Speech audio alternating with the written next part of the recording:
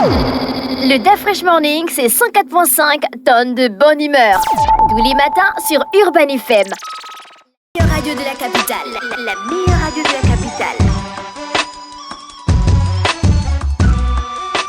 Sur les 104.5 Urban FM, la station urbaine, on est avec Jean-Paul. Jean-Paul, bonjour. Bonjour, DaFresh. Comment tu vas ce matin? Ça va. Alors, les activités, tu as un nouveau film ou une nouvelle série que tu regardes? Non, pour le moment, non. Je suis Tu n'as pas un nouveau bouquin que tu lis? Non, pour le moment. Jean-Paul, tu sombres dans la paresse intellectuelle ces derniers temps. C'est juste que je suis occupé ailleurs, tout simplement. D'accord, ok, dis-moi ça. Je suis occupé ailleurs, dans un certain nombre de tâches qui m'éloignent un peu de Est-ce que tu ne crains pas de perdre la main? Non, mais moi, j'écris tous les jours. Je n'écris pas un roman tous les jours, mais j'écris tous les jours autre chose. Donc, perdre la main, non, je ne pense pas. Ce qu'il faut, c'est juste pouvoir essayer d'organiser mon temps pour libérer une marge de temps pour justement me permettre de continuer d'écrire. Sinon, pour ça, non. La main, non, on ne la perd pas comme ça. D'accord. L'actualité internationale nous emmène où ce matin? On va aux États-Unis, on a vu un changement de ton et c'est vraiment la première fois que l'on a pu l'observer de la part de Joe Biden vis-à-vis de son homologue israélien Benjamin Netanyahu, puisque selon le Washington Post, dans le dernier rappel téléphonique que les deux hommes ont échangé, Joe Biden semble particulièrement encore courroucé, notamment après la mort de 7 humanitaires de World Chicken Organization, qui est une ONG, dont l'un des véhicules aurait été attaqué par un missile tiré par un drone israélien, faisant au passage, comme je l'ai dit, 7 victimes. Ces 7 victimes-là, il y avait 3 qui étaient de nationalité britannique, il y avait 2 qui étaient américaines et il y avait 2 autres qui étaient palestiniens. Alors, World Kitchen, c'est une grande organisation américaine qui est basée à Gaza depuis des années, que les Israéliens connaissent également, puisqu'ils savent qu'elle opère sur le terrain et particulièrement à Gaza pour essayer d'acheminer de l'aide humanitaire et éviter à tout prix qu'une famine ne s'installe à Gaza où la situation sanitaire et alimentaire est déjà catastrophique. Et donc, cette organisation que les Israéliens connaissent a malheureusement été la victime, une de plus, peut-être qu'une de trop, selon Joe Biden, de la volonté d'Israël de mener son combat contre le Hamas. Alors, évidemment, Joe Biden a, dans son appel téléphonique, été particulièrement, comme je l'ai dit, très en colère vis-à-vis de Benjamin Netanyahu. Il a notamment exigé 2 choses. La première chose, c'est l'obtention d'un cessez-le-feu immédiat. Et la deuxième chose, c'est l'acheminement de l'aide humanitaire à destination des populations civiles, comme je l'ai dit plus haut, qui sont en proie à un grave risque de famine. Et donc, les Israéliens ont plus ou moins écouté, je dirais plus ou moins, parce que dans la même journée, le gouvernement, par le biais de son comité restreint de guerre, le gouvernement israélien a fait savoir que le cabinet de guerre avait donné des instructions au gouvernement afin d'accroître l'acheminement, le volume d'aide humanitaire acheminée à Gaza, notamment en passant par la porte d'Eretz, qui est l'un des 2 points de passage terrestres pour aller d'Israël vers la bande de Gaza. Mais seulement, on n'a pas dit dans quelle proportion, on n'a pas dit pour combien de temps. Et évidemment, le même cabinet a demandé à son gouvernement de poursuivre les efforts afin de maintenir, poursuivre les efforts afin de maintenir, si tu veux, la situation de guerre à Gaza, donc de poursuivre les combats en quelque sorte. Et donc ça, évidemment, ça laisse craindre que pour Benjamin Netanyahu, même si c'est une énième menace de la part de Joe Biden, lui reste flexible, il reste droit dans ses bottes, il veut maintenir le combat, il veut maintenir les combats, notamment dans la bande de Gaza. Jusqu'à quand? Même lui-même, il est flou, il dit jusqu'à ce que le Hamas sera exterminé ou bien jusqu'à ce que la menace que représente le Hamas sera exterminée. Ça aussi, c'est assez difficile à évaluer.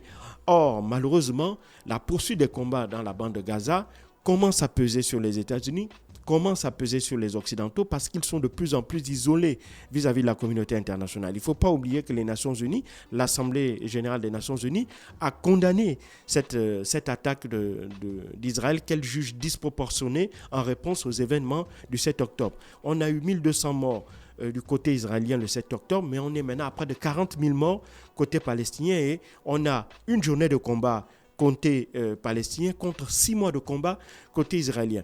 Donc, cette disproportionnalité fait qu'aujourd'hui, non seulement Israël, mais surtout les pays qui sont des alliés inconditionnels et qui ne cessent d'apporter leur soutien à Israël, en tête desquels les États-Unis, eh ben, cette situation commence à peser sur la politique intérieure, même américaine. Pourquoi ? Parce que pour Joe Biden, comme je l'ai cessé de le dire ici, il a besoin des voix d'une certaine frange de la population américaine, notamment celle de confession musulmane. C'est une partie de cette frange-là de la population américaine qui se reconnaît comme étant musulmane, qui lui avait permis de remporter des États comme le Maryland en 2020. Et donc tout ça fait qu'aujourd'hui, ces mêmes populations la menacent à la rigueur de ne pas voter pour lui ou au pire pour voter blanc. Parce qu'évidemment, elle ne voterait jamais pour Donald Trump, dont la position est claire pour lui. La bande de Gaza ou la Cisjordanie dans sa entièreté doit être occupée par Israël et l'autorité palestinienne doit être même éradiquée en quelque sorte. Donc, pour ces votants-là, eh bien, il ne leur reste plus qu'un autre choix, celui de, à la rigueur, faire perdre Joe Biden s'il ne met pas tout en œuvre pour essayer de changer les choses. Et donc, c'est à quelques mois déjà de l'élection présidentielle, Joe Biden commence à voir que véritablement les choses ne marchent pas. Et c'est la raison pour laquelle les États-Unis ont fait un premier pas en s'abstenant par rapport à la résolution qui avait été déposée par la France demandant un cessez-le-feu et l'augmentation de l'acheminement du volume d'aide humanitaire acheminée à Gaza. Le fait que les États-Unis se soient abstenus dans cette résolution avait entraîné la colère du gouvernement de Benjamin Netanyahu qui avait suspendu l'arrivée d'une délégation israélienne à Washington. Alors, on sait aussi que les discussions qui ont lieu actuellement au Qatar sur la situation, sur la question de Gaza n'avancent pas parce qu'il faut savoir que les Israéliens demandent la libération de la totalité des otages pour obtenir un cessez-le-feu. Or, le Hamas demande que ce soit à peu près 3000 prisonniers palestiniens qui soient libérés et que l'ensemble des troupes israéliennes se retirent de la bande de Gaza pour accepter et espérer les libérer. Et donc, on est dans ces espèces de points de non-conciliation entre les deux parties et qui font un peu traîner les choses et qui laissent craindre quant à d'abord l'avenir aussi bien des otages israéliens détenus par non seulement le Hamas, mais aussi le djihad islamique et certainement d'autres groupuscules, parce que le Hamas n'a pas la capacité de pouvoir les dissimuler seul dans la bande de Gaza, étant donné la situation actuelle. Et donc, on sait déjà que les otages ne sont pas tous aux mains du Hamas. Il y a le djihad islamique, il y en a quelques-uns, et certainement aussi d'autres petits groupes armés palestiniens. Et donc, le fait que Benjamin Netanyahu, lui au contraire, il veut lier son destin à celui des otages et à celui de la poursuite de la guerre, fait que même au sein de l'opinion publique israélienne, il est de plus en plus rejeté parce que l'opinion publique lui impute la responsabilité du déclenchement de cette guerre-là. Et en plus, cette même opinion publique estime qu'en poursuivant la guerre et en maintenant une espèce de refus de négocier véritablement avec le Hamas, il ne fait que rendre hypothétique la libération de ces otages-là et donc ne faire que augmenter le risque que ceux-ci soient tués avec la poursuite des offensives militaires sur le terrain à Gaza. Et donc, c'est tout ça qui fait qu'on est dans une situation où on a un homme et son cabinet qui veulent absolument se maintenir au pouvoir pour des raisons d'intérêt propre, d'intérêt personnel, parce qu'il faut bien le comprendre.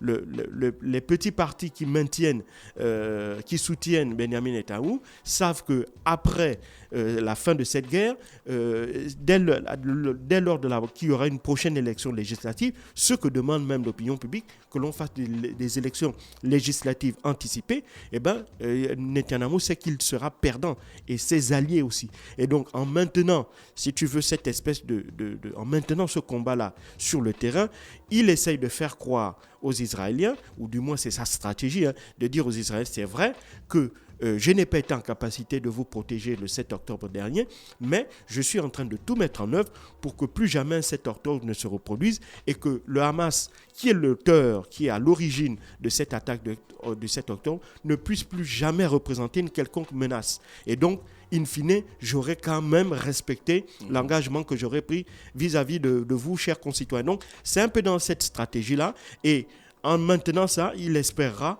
certainement que s'il y a une prochaine élection, eh bien, il pourra la briguer et que les Israéliens pourront continuer à lui accorder leur suffrage. Or, ça, c'est très, très peu...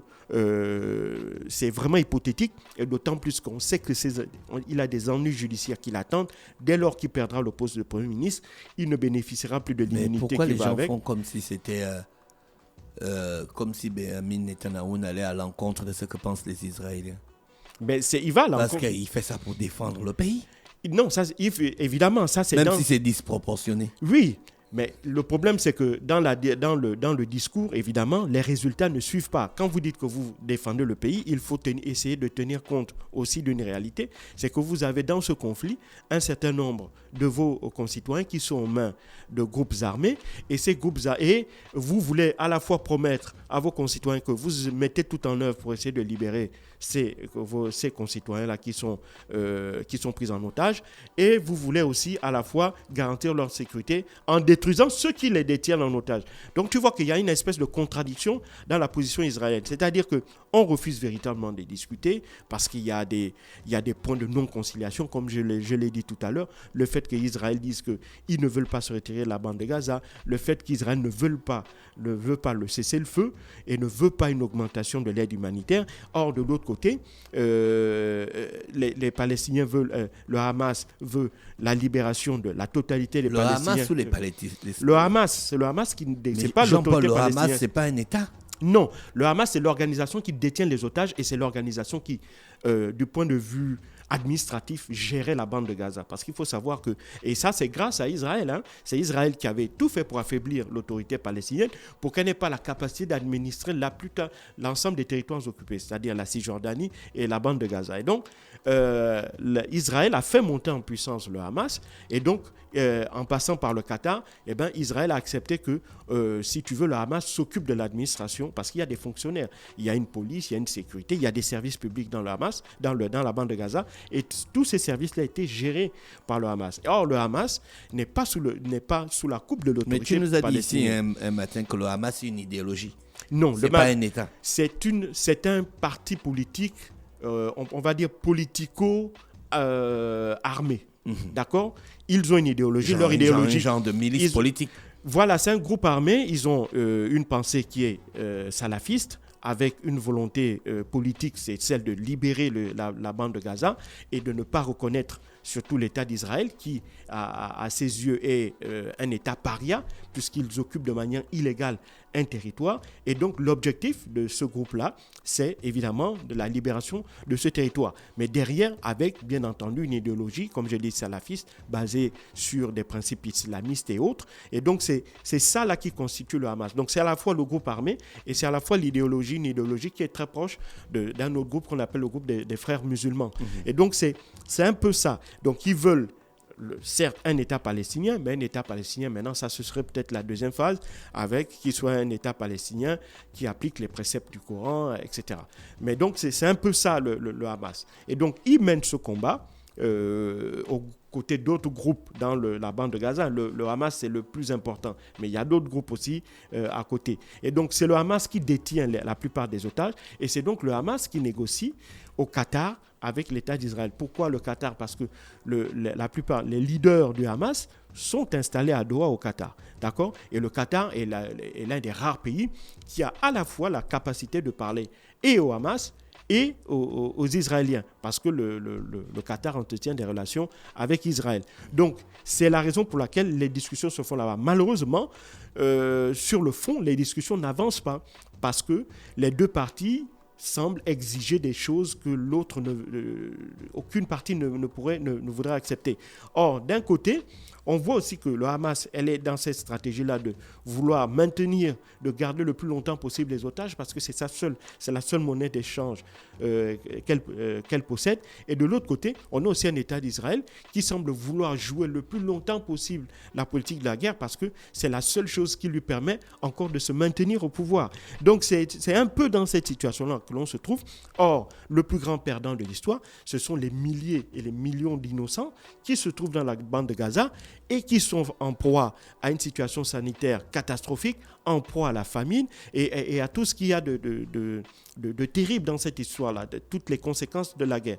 Et donc, c'est la raison pour laquelle Joe Biden essaye de faire bouger les choses parce qu'il sait aussi que même chez les Occidentaux, les choses commencent à bouger. On ne l'a peut-être pas suffisamment relayé, mais parmi les pays qui sont les soutiens d'Israël, notamment sur le plan militaire, il y a plusieurs pays qui vendaient des armes à Israël.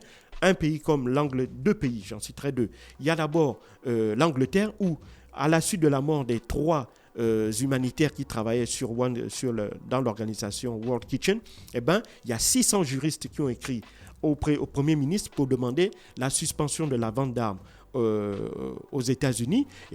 Et ils ont aussi fait signer une pétition où des milliers de Britanniques, justement, ont soutenu cette volonté-là d'arrêter de vendre des armes à Israël. Donc ça, c'est la première. La deuxième chose, c'est qu'à la mi-février, le Parlement canadien avait donc voté une motion pour aussi cesser la vente d'armes à Israël. Et dernièrement, il faut savoir que le Congrès américain vient d'entériner, il y a à peu près 24 heures, une nouvelle rallonge de vente d'armes, une nouvelle rallonge d'aide militaire, notamment en armes, en munitions, en missiles, à guidage laser, à destination d'Israël. Et ça, évidemment, de plus en plus d'Américains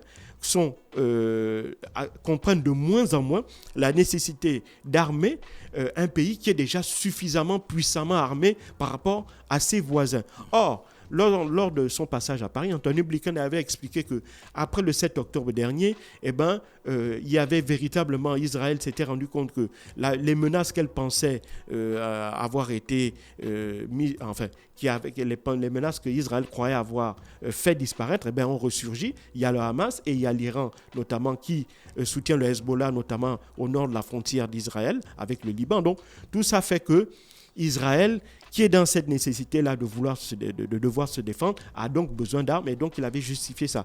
Or, pour l'opinion publique américaine et pour les opinions publiques occidentales, il est de plus en plus contradictoire de voir cette volonté de la part des Occidentaux à vouloir continuer à armer Israël, alors que dans le terrain, ces armes-là tuent principalement des victimes innocentes. Merci Jean-Paul qui revenait sur l'actualité internationale ce matin sur les 104.5 Urban FM, la station urbaine, dans Luda Fresh Morning. Nous on repart en musique et on se retrouve juste derrière. Le Da Fresh Morning, c'est 104.5 tonnes de bonne humeur. Tous les matins sur Urban FM.